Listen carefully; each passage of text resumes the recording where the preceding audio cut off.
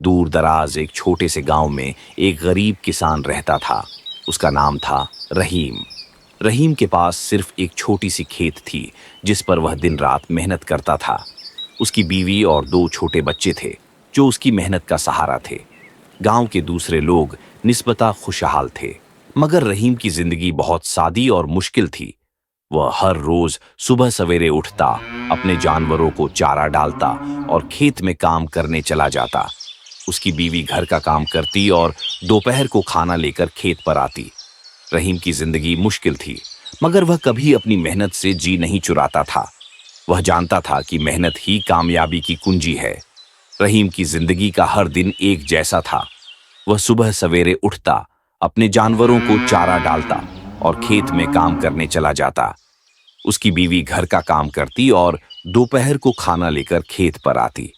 رحیم کی زندگی مشکل تھی، مگر وہ کبھی اپنی محنت سے جی نہیں چراتا تھا۔ وہ جانتا تھا کہ محنت ہی کامیابی کی کنجی ہے۔ ایک دن جب رحیم کھیت میں کام کر رہا تھا، اس نے محسوس کیا کہ اس کی فصلیں اچھی نہیں ہو رہی ہیں۔ بارش نہ ہونے کی وجہ سے زمین سوکھ چکی تھی۔ رحیم نے دل ہی دل میں اللہ سے دعا کی کہ اس کی محنت رائگاں نہ جائے۔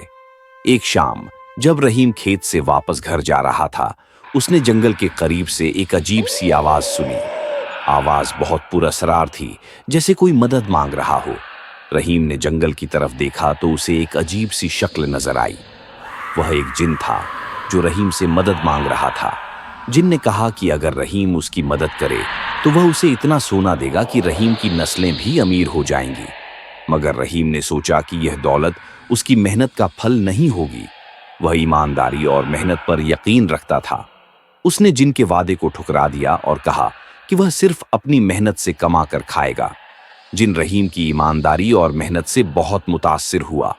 اس نے رحیم کو بتایا کہ وہ ایک طاقتور جن ہے جو لوگوں کو آزماتا ہے۔ جن نے کہا کہ بہت سے لوگ اس کے وعدوں پر فوراً یقین کر لیتے ہیں، مگر رحیم نے اپنی ایمانداری اور محنت کو ترجیح دی۔ جن نے رحیم کو ایک تحفہ دینے کا فیصلہ کیا۔ اس نے اپنے ہاتھ ہلائے اور رحیم کا چھوٹا سا کھیت ایک لمبے چوڑے سرسبز کھیت میں بدل گیا۔